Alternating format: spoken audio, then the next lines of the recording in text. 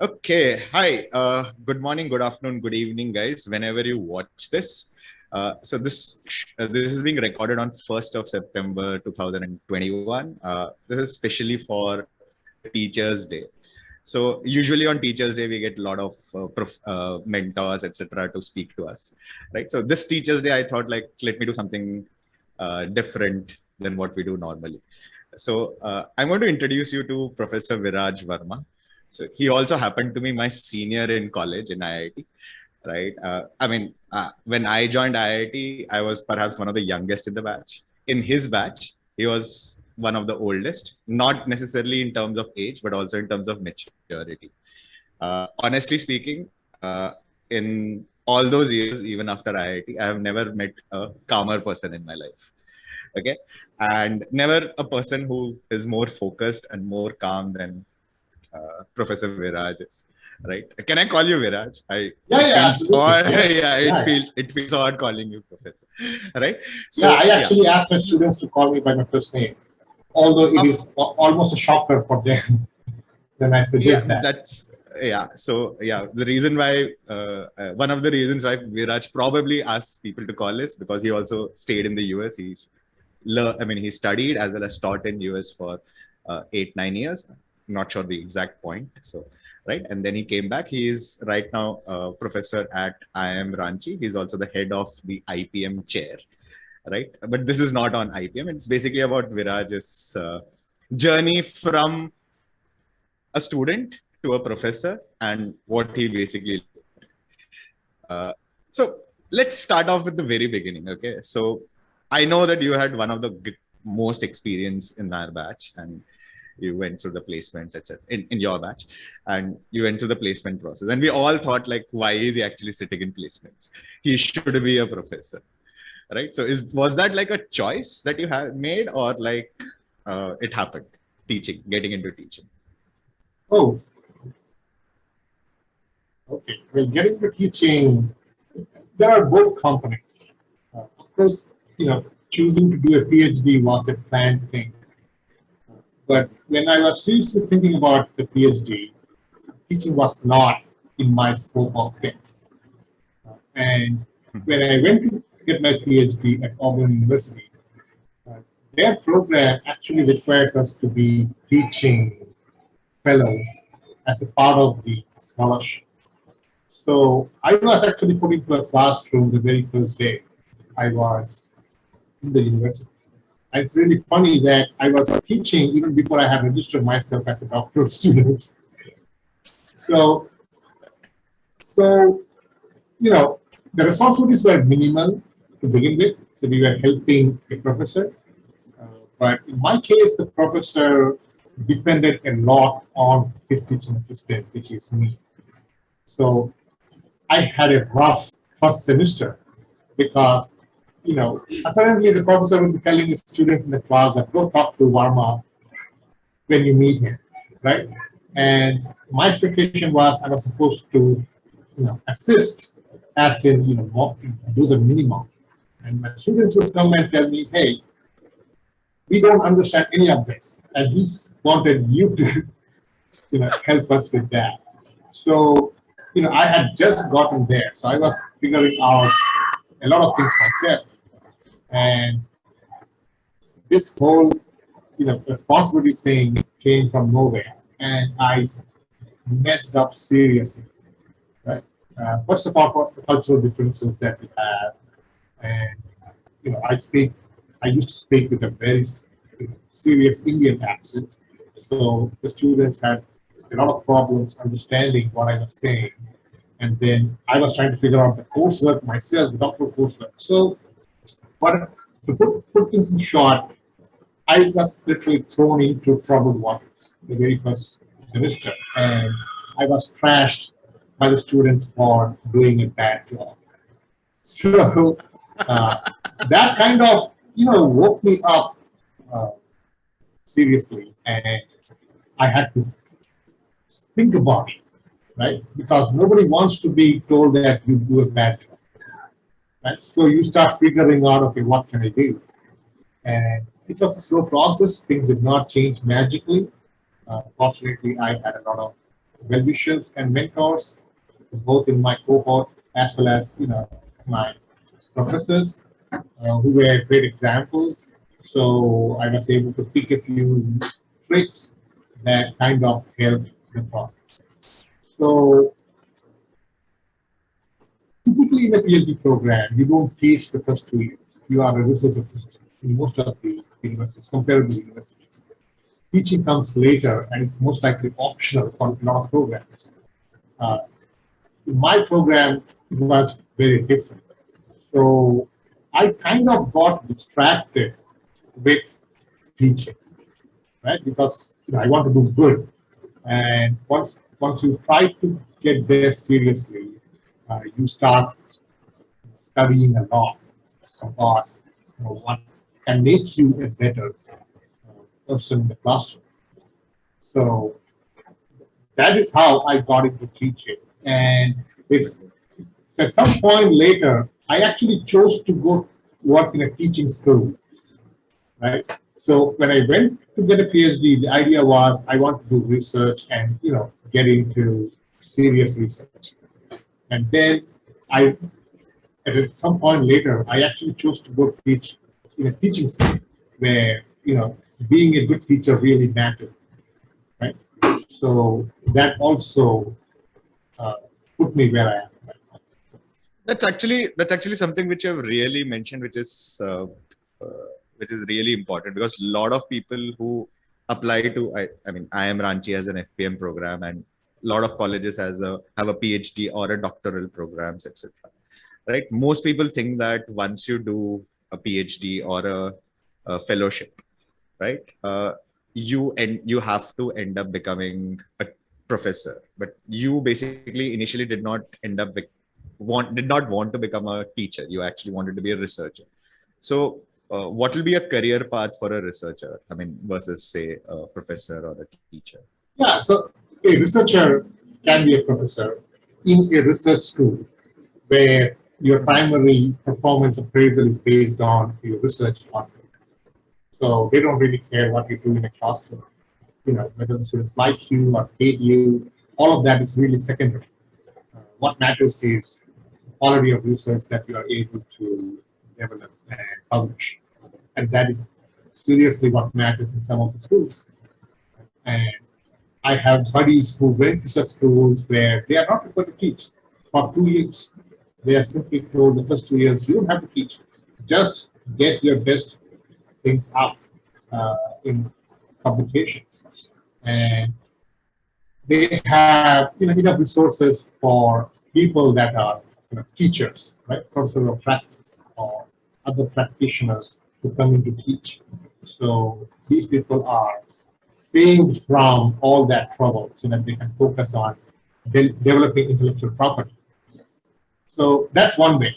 The other thing is you can always go into consulting where you are helping again develop private intellectual property. So whether you are writing reports or conducting evidence-based practices, there's a lot of scope for that as well at the top consulting firms. So two of my seniors at PhD program actually went to work for McKinsey. One of them stayed and is a senior partner right now, and one of them ran away 2 years later because he wanted the research experience from a university perspective. And he's a brilliant scholar, so he's happy wherever he is. So there are things that you can do.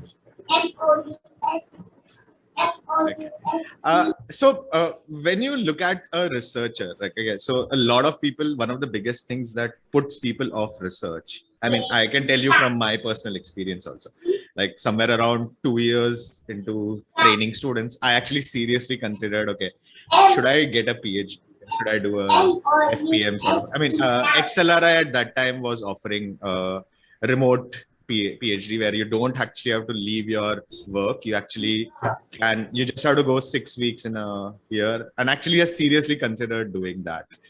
Right. But one thing which really put me off was I've heard stories about, like, a couple of my cousins are doctors. My younger brother is actually doctor as in like the PhD doctor, Mhm. right? And similarly, like my younger brother is a PhD doctor. But when I saw them, they had infinite amount of patience, and there was some sort of knack in them to work on a problem for in hours and hours and hours, so to speak. I mean, is that what a PhD is supposed to do? Like, I mean, or is it like I'm looking at exceptions?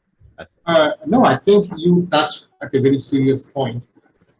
One of the primary characteristics for someone who wants to pursue PhD is acceptance of delayed gratification. If you are not comfortable with delayed gratification, you will be miserable. Because a typical research cycle, a good one, starting from conceptualization to publication, can take anywhere from 2 to 3 years.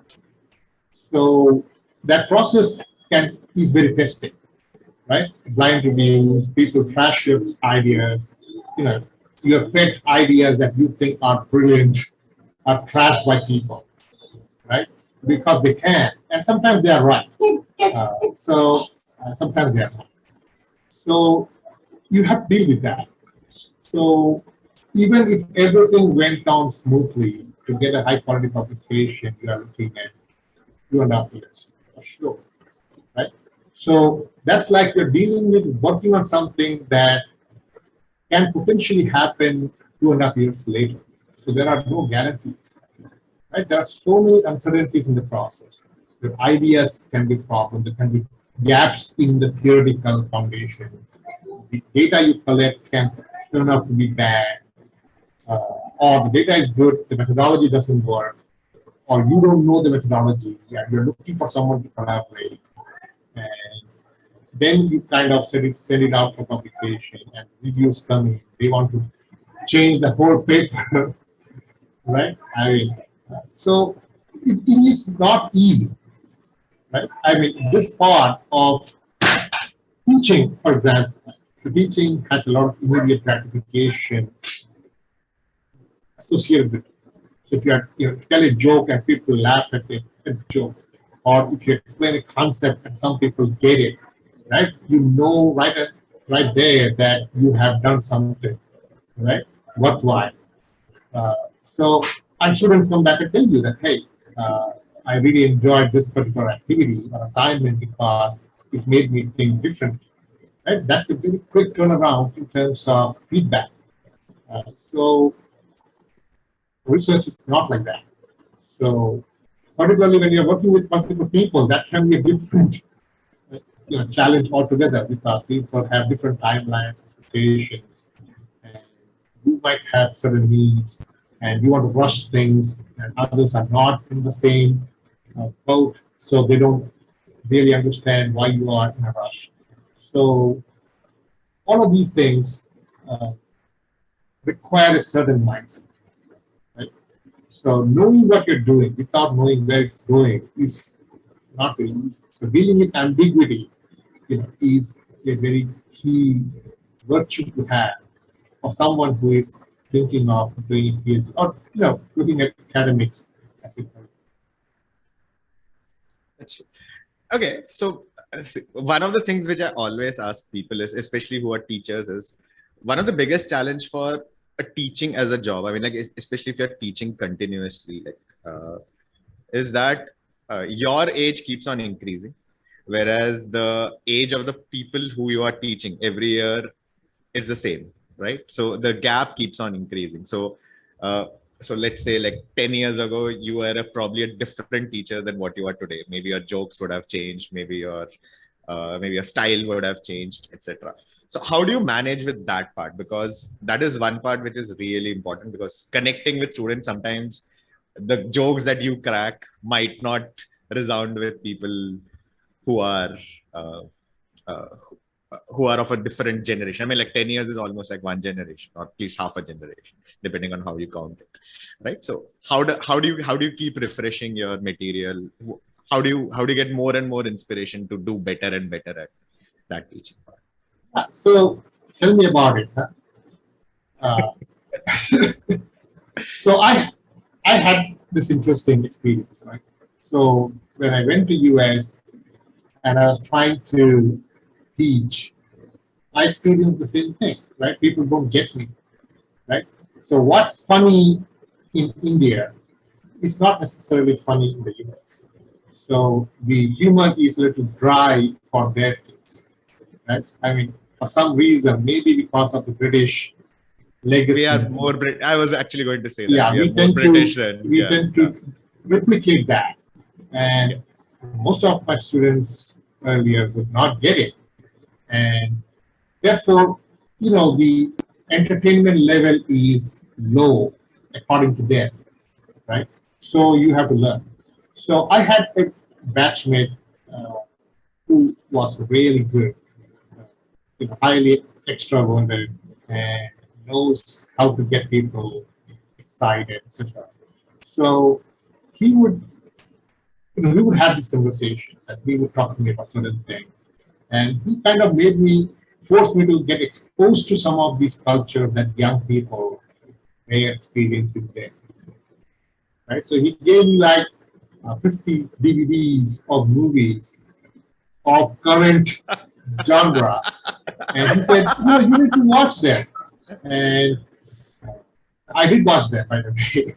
And I think I wasted a bunch of time that I could have used productively otherwise. But it helped me speak a language that they were able to connect with. Right? That's very important, and you're right in that. So that's one of the perks of teaching as a career, and you do that yourself. So I don't have to explain it to you. That's one of the perks of our career that keeps us younger. I mean, generally speaking, not physically or biologically, at least mentally, we are able to maintain some amount of fun compared to other people. That's my feeling. Okay, when I talk to some of my batchmates from engineering and all that. So, and that's a real thing. So you are as young as the people surrounding you, right? So that age never changes for teachers. So you are always surrounded by the same age group. So that forces you to, do things differently. So you are right. So updating is important. So sometimes I'm not updated, and I experience that. So for example, I don't know if you have watched Office Space, the movie. Okay. But Office Space is a masterpiece, right? In my opinion, anybody who wants to do MBA needs to watch that movie first. It is timeless, but it is old, right? So it's timeless for me because I was a part of that generation, so I understand some of the things they're talking about. But people in the current generation of students might not have the same appreciation of the fun that the movie has because,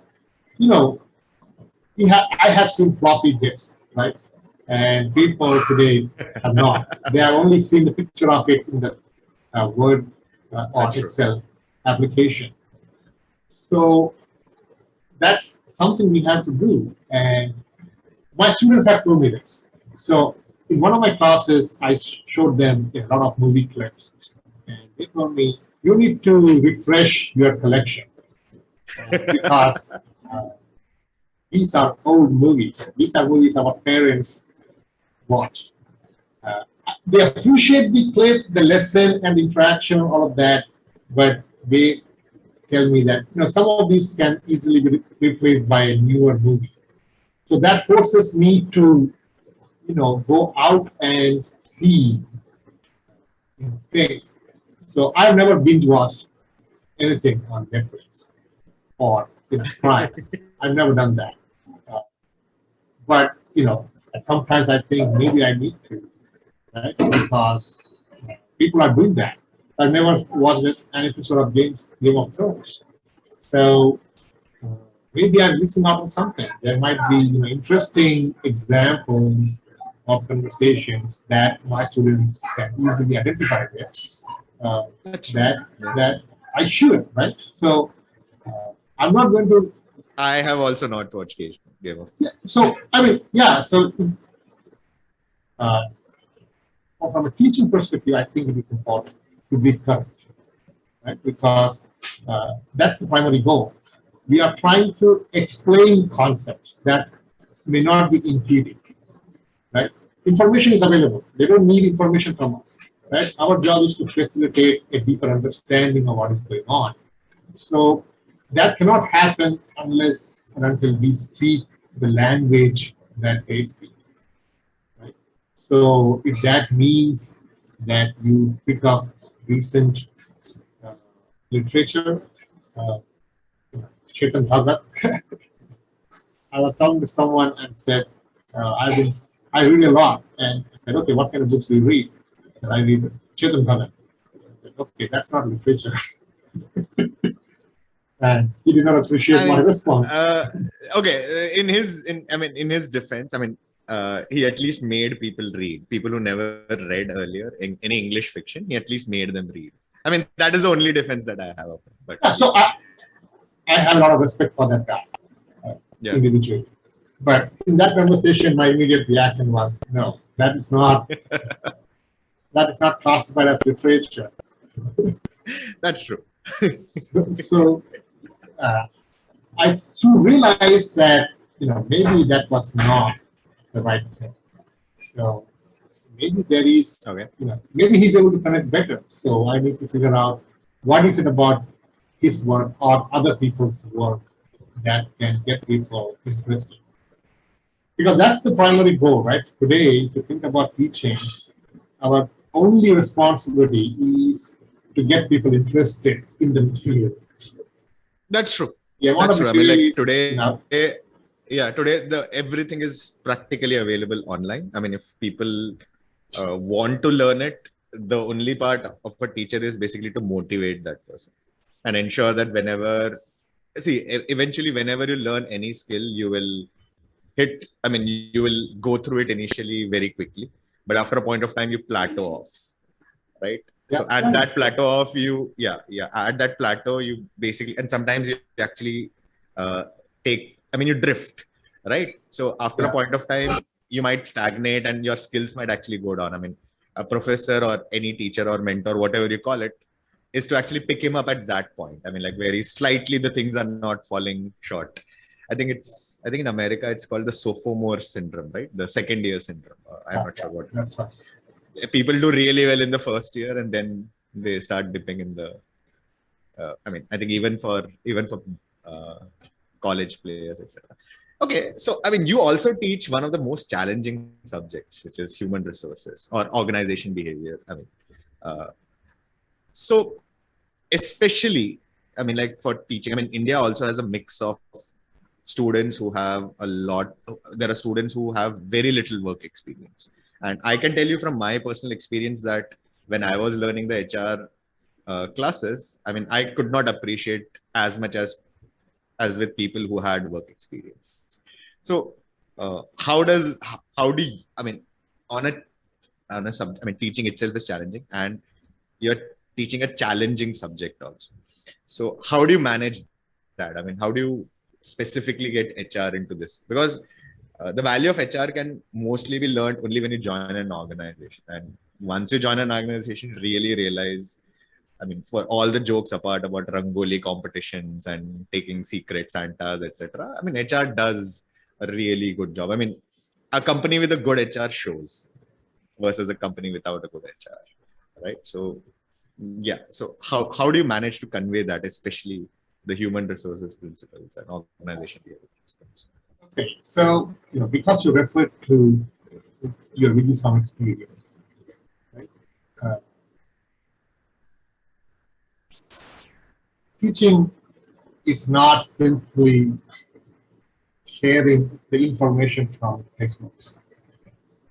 And of course, we're talking about things 20 years back, right? So we have a lot of technological aid today to do things differently in classrooms, as opposed to when we were in the MBA classrooms. So the first thing is, are you generally interested in the topic? that's very key. If you are not, if you are just doing a job, it will show, right? And when I say genuinely interested, I'm talking about two different things here. The first thing is, are you genuinely interested in the content? Right? Are you passionate about the content? And the second thing is, are you passionate about the people that you are communicating with? Both are equally important. So you may be very, very passionate about the content, super researcher who understands the most dynamic models of literature, but you can be quite ineffective in a classroom because you don't connect people with the content. Right? And the opposite is also true. I have seen some very flamboyant entertainers who make people, weak on the knees, literally, but content is so weak. Right? You ask them two questions, not intentionally to make them miserable, but in general, genuinely, and you realize that they are not prepared. So both of them are important. So you have to be current with what is going on, and that's a very difficult task, particularly when you are trying to be current with what industry practices are, right? Because you only have so many hours. You are doing research, and you have other activities from your school, and then you have the teaching hours. And teaching hours also involves examinations and grading and all of that. So it is not easy. It's a challenge. So things like building a network, participating in professional bodies help you a lot. So when I was in the US, I was a member of the Society of Human Resource Management, right? And here, Society for Human Resource Management is just happening. But there's a national human resource development network that has been around for a long time. So I automatically, jumped into that opportunity and joined there. And I'm also active with that organization's branch in Ranchi here. That kind of gives an opportunity to meet with people, right? And attend sessions that they arrange for themselves. So what are the topics that they are interested? What are the problems that they are looking to solve? Helps me understand what is current, right, in the industry.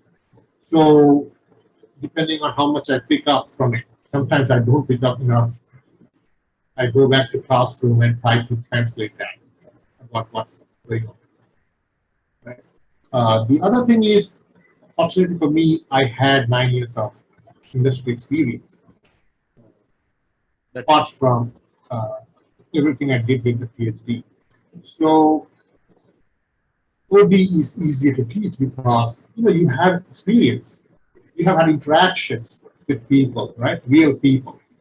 So you can tell stories, right? About what does it really mean. So when you talk about power and politics, you talk about someone who was an asshole at work, because you have seen them, right? So you don't have to imagine what one would do. You have dealt with some of these people, so you can come back and talk about them, right? So that's one thing. The second thing is, like I said, do you genuinely care about the students, right? I mean, not just who they are, but in terms of why they are here. Right? And what difference are you going to make in that process? So that compels me to spend a lot of time thinking about, what is my content and how am I going to communicate, right? So pedagogically, what's the best way to get them into it? So whether it be getting out and interviewing, experiential, role play. So there's a lot of effort that goes into it. Yeah, go ahead. Now the additional challenge over the last 2 years has been online classes because everyone is stuck at home, and we have for the first time like everyone is open to online technology and training, something like this, right? So what is the additional challenge which the last 2 years or 1.5 years have actually brought to you, right? I mean, like, as you said, teaching by itself is not that easy, right? And on top of it, you also add this part where you cannot see that person, right? And most of the time, because of internet connectivity, especially in India, right? Internet connectivity in India, uh, most professors would probably have only their camera open, whereas the rest of the students might have their cameras off. You cannot see that person, whether that person is attending or not. I'm not sure how it's there with your classes, but that is one element which is lost, right? When you're in a class and you're in a physical class and you're teaching people, you can actually understand what the other person is saying, or non-verbal cues, is body language, etc. Whereas with virtual classes, that element is largely lost, right? So how do you manage with that? Yeah, so fortunately for me, I had taught online already, Okay. right, before COVID happened. Mhm. So I had already taught online several times actually. So I have taught asynchronous classes Mhm. and I have taught synchronous classes. Mhm. I actually taught hybrid classes. There was a very interesting model in one of the places I taught where they had two locations, and on one location people were physically in a classroom, and there was a video camera, and the class was live projected at the other location. Okay. And they would have microphones and everything where if they wanted to ask questions. And we were required to travel to the other side part of the month to reverse the roles of the students. Right? So fortunately, I have had some diversity as far as the experiences go. But of course, teaching online is very, very different for all the reasons that you have rightly identified. But it is not all bad, by the way. It's not bad at all. Yeah, I'll tell you what. I used to teach an executive MBA class in my previous place that met for 8 hours a day. Okay, that met once in 2 weeks on Saturdays, and it was all day. Okay? Saturdays and Sundays actually. So 2 days for 8 hours, right? And you are standing. Everybody else is sitting, right? So when you are teaching, you are standing most of the time. And when I come back from work on Sunday night, I don't want to talk to people. I don't want to see people. Right? I'm drained of all energy and enthusiasm. I just want to go crash and sleep. And so that was an extreme example of a face-to-face study. So what I have realized is that teaching online, I am never standing, right? Most of the time I'm not standing. I've been thinking about getting an elevated table that will help me stand Standing as a desk, yeah. speed. Yeah, But standing desk. the lazy part of me prefers to sit. So I think that's a serious problem, right? I mean, when I go back to the classroom physically, I I don't know if I will be able to Stand for 2 hours and physically teach. stand and speak for whatever time the first few weeks. Right? It's going that misery is going to be very much visible on my face. Right? So if they talk about the great resignation uh, problem going on, so I might actually choose to say, hey, only give me online classes.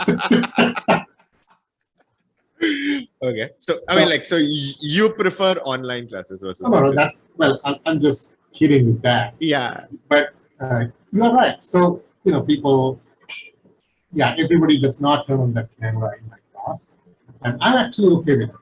I have colleagues who are not okay. They try to be strict and insist on the camera being on. And my approach is a little different.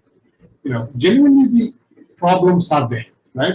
Power problems and connectivity problems and resource problems are serious. People have them.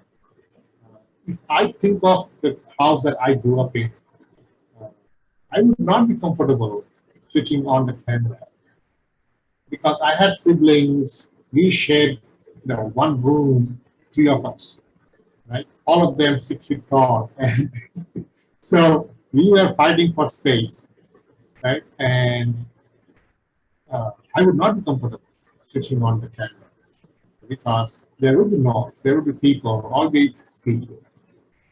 It's impossible to think of the resources that fortunately I have right now, but that doesn't make me ignore the fact that many people don't. Right? So there are genuine reasons why people don't switch on the camera. And I just read, maybe today or yesterday, Adam Grant is doing an experiment or did an experiment where he found that just because someone has switched off the camera does not mean they are not engaged. He said something of the opposite sense. That he said that people are engaged because they people are able to focus. They don't have to worry about who is watching them, what they're seeing, their behaviors. So that allows them to be comfortable. In a classroom, see, some students are going to be not comfortable in classroom, right? Because they are not prepared, they are not done, or they genuinely think they are less competent than other people. So even when they are there physically, they are switched off, right? And they're hoping that I never get called by my professor for a question, right? Uh, this ability to switch off the camera and gives them the freedom to not worry about any of that and focus on the work, right? So they may be paying attention more than what they would have in a classroom, right? Resources are not easy. Breakout rooms. I was talking to my students yesterday. Breakout rooms are an amazing resource. How many universities do I know that actually has physical breakout rooms where I can send students to small groups, go discuss this or solve this problem, come back and discuss what we have found, right? Only one in the last 6 places that I have found. Only one university where I got my PhD actually had, one row full of like 8 or 9 small meeting rooms, and I use them only once or twice there. But with Zoom, imagine the power of breakout, right? You are able to get very rich conversations, interactions, problem solving, critical thinking happen. People that are not comfortable speaking out in the main room actually do speak when they are in a smaller group. So that is possible. Right? How many people can you allow in a classroom to come and write on your whiteboard at a time? Right? How many people would feel comfortable walking up to you and writing on the whiteboard? But you pull up a Jamboard and give them the power to annotate, and people go crazy. Right? Everybody is feel free to come and do something. Right? Uh, Similarly, with polls and quizzes, so there are a lot of power in online, and that will be mixed for sure. For people that use them, I'm not talking about everybody. Some people are not using that. Some people don't know. Yeah, I mean, there are people so one of my cousin teaches 6th or 7th grade, 6th or 7th grade in the US, and she was supposed to go do this Zoom. So me and my cousin were actually, another cousin of mine, we were actually trying to mess around with her. We actually logged her out of her own Zoom class. So, Wow. I mean, yeah. So we were just giving her a dry run of what can happen, what can go wrong with you, because you are not technologically so savvy. So, right, I mean, so these are the challenges that you might face. So, right. I mean, so there are some professors like who probably would have faced those challenges, and we have seen stories of, I mean, like people on the internet doing all sort of weird things in classrooms. But I think in general, if one thing which I think people do have, and you rightly pointed, was that that inhibition is not there in terms of asking queries, because either with in a chat box or in your case like annotations, etc., people do have that option of, okay, I don't care anymore, because like, I mean, everyone is equally good or equally bad as I am. So, and there is some sort of anonymity also is available, which is there, which is probably not there in a classroom. So yeah, so that part is really nice. Yes. So, there are both pros and cons. So I'm not saying that online is better, but there are certain things about online that I'm sure I'm going to miss when I go back to a class. Of course, I miss the fact that I don't remember all of my students by their faces. So, one of the things I personally do is try to remember their names and faces within the first 2 weeks of class. Yeah. And I have done that with large classrooms as well, with 120 students, successfully for the most part. And this is a serious problem with online, right? Because the videos are off and only 30% of the class is, consistently participating. So some people are literally, for lack of a better word, non-existent. And I feel bad about that. So, so what happened is some few weeks back, some students chose to come to campus for some reason, and they met me and they introduced themselves. And I had never been in a situation where, someone is talking to me so comfortably, and I'm still trying to figure out, okay, who is this person, right? So I don't like that about online shows. Okay. Physically, it becomes easier because you meet there, you remember things about them. That Okay. One of the things which has also been discussed, and I'm pretty sure you would have seen multiple versions of this, is especially in America they are facing is it's been called like the death of the conventional MBA, right? I mean, there are a lot of predictions of doomsday saying that, okay, the conventional MBA is dead, right? So what are your thoughts on it? Because I mean, contrary to what people believe, I mean, people are still rushing in and doing an MBA. I mean, like most of the times, okay, it's probably becoming like one of those, I mean, any other marketplaces where the top universities are flooded with applications, whereas the universities which are not so good, say probably after rank 30 or rank 50 onwards, they are facing a drought of applications because people are not willing to spend money, especially online, to go and study in a university ranked outside of top 50. Whereas the top 50 colleges are suddenly like facing a burst. I mean, they have never had greater cash resources or cash surpluses. Like, I mean, they recently said like Harvard is probably one of the biggest hedge funds in the world. I mean, like it has so much money which is left over, the corpus which is away. So what is happening with the MBA market? I mean, the MBA, the students as such, and the outlook of the conventional MBA. I mean, has COVID like killed it, or like it's going to come back? well, I hope it never comes. My job didn't start. Mm-hmm. Well, the thing with conventional MBA is, if you go back to the ideas behind the MBA, was that engineers and technocrats and other people were not money savvy or market savvy, and they had to be exposed to it. Right? That was the primary idea behind the MBA.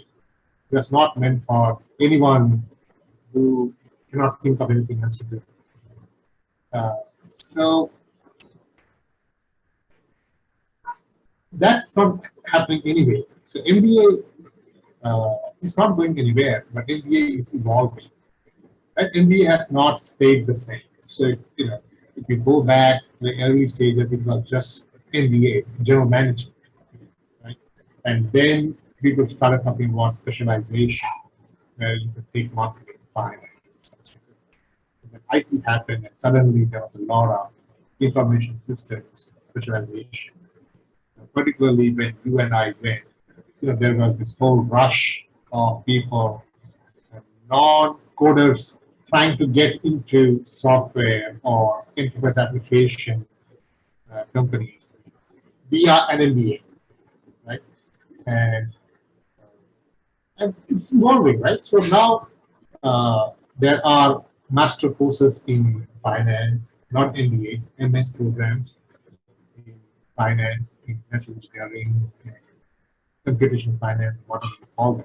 But that doesn't stop people from going to top MBA finance programs because there is value in it. So, of course, my responsibility is limited to my knowledge of the MBA program. So I really cannot comment on what's happening in schools that are ranked 30 or below, like you said. I don't know about the rankings, but I'm assuming that 30 and below, I really am not driving to them at this point, at least in the Indian context. So I don't think MBA is going anywhere. But personally, I also think that this mad rush towards MBA needs to be addressed in some way or the other, right? If you look at IIMs, for example, most of our students are engineers, right? IITs, NITs, and from other top programs. So you wonder, why are they here? Right? If they went to the top program, then they should be really good engineers, right? That can contribute to our society in some ways, other than becoming hedge fund managers or brand managers. And nothing wrong with engineers doing all of that, but the number of people. So happening for two reasons. One, people in the second year of engineering realize that engineering is not fun, and I don't want to be an engineer anymore.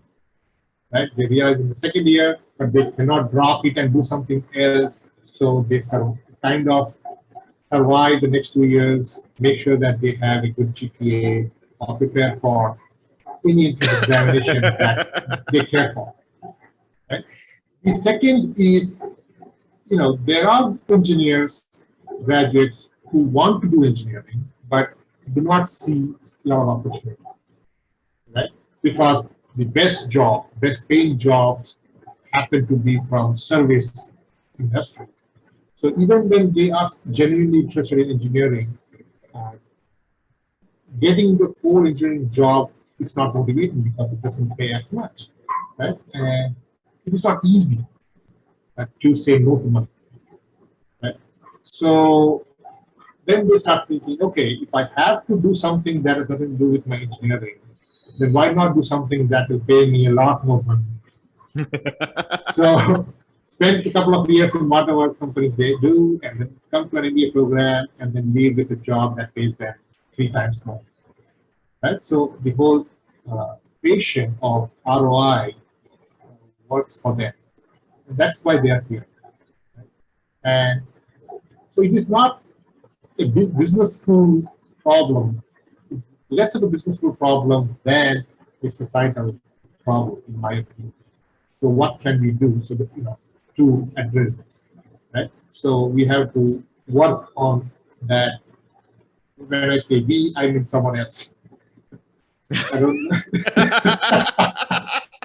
yeah, I don't know if that comes within the scope of my work or not. Although, we are starting with IPM, which is kind of addressing that problem a little by saying, hey, if you are smart and if you want to do an MBA anyway, then why bother learning stuff that you will never use?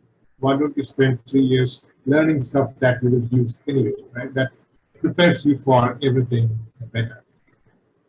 So I think that's one of the reasons behind the proliferation of IPM programs across schools.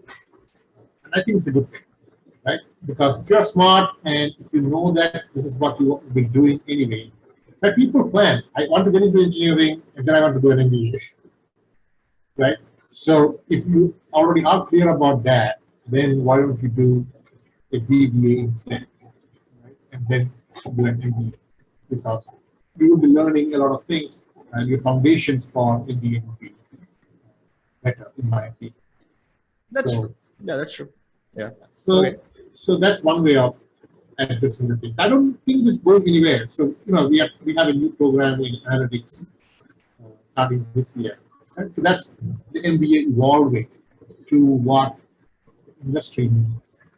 So MBA is not necessarily managed. It is about business today. So business meaning a lot of other things. So when businesses are changing, the needs are changing. I recently read somewhere one of the IIMs, reputed IIMs, bigger IIMs, had a program on digital transformation. They have an executive program, a one-year program on digital transformation. I think that is what is going to happen. There will be more specialized focus, and the Indian experience is interesting because half of my class have no experience. More than half of my class have no experience. Or yeah, they say officially they have 1 or 2 years, but they don't necessarily count as it. So I think MBA's program, good programs would have to put experience as a necessity, as a necessary entry criteria for the programs to do a better job. I know a lot of my students are going to hate me for saying this. Because, if you don't understand the inner workings of an organization, like you mentioned about HR earlier, then what you take away is going to be a bit more or little depending on, And I'm not saying that, if you think about my batch, apart from Palash was the topper, everyone else, the next 5 people in the top list, they are freshers, right? So and they did well. So all of these people have done extremely well after the MBA, even when they were freshers. So I'm not necessarily saying that that's a bad idea, but I think you appreciate the content more to have some. And the MBA is going to evolve in a way where it will only appeal to people with experience. Right? So what does a fresher care about digital transformation if you have not seen the implication of it work?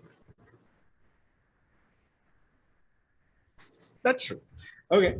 Okay.